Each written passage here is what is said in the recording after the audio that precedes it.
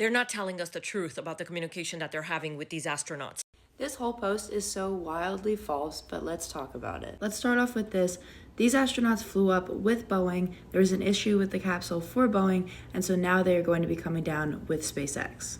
There is absolutely no way that they have enough rations in there for the two of them in space for yet another year. How much food, how many supplies do you think they put in there?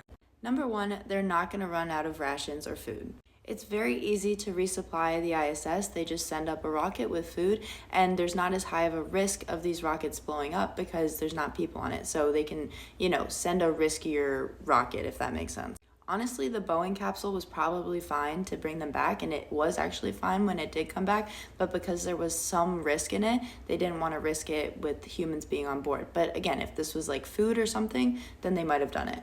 You're probably going to come back sometime around 2026. I guarantee you they lost it. Number two, these are trained astronauts that this is like their life goal to do an EVA, to be up there for longer.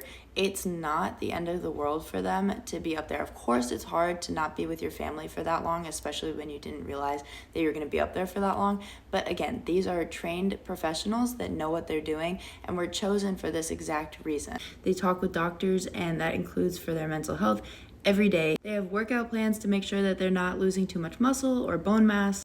Also, they're not up there alone. There's around 7 astronauts up there total, so if one of them had an issue, they wouldn't be alone.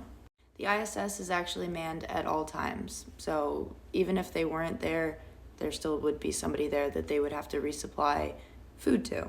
It's getting pushed every single time.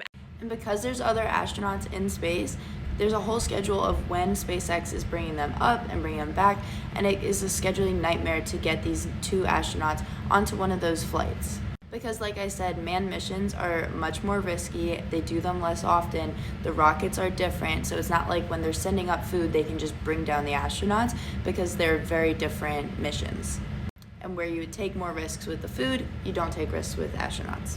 I honestly thought this video was rage bait, but there were so many comments believing it and putting in other information that was not true. So I wanted to make a little video about this, and I'm no expert by any means, but please let me know if you have other questions.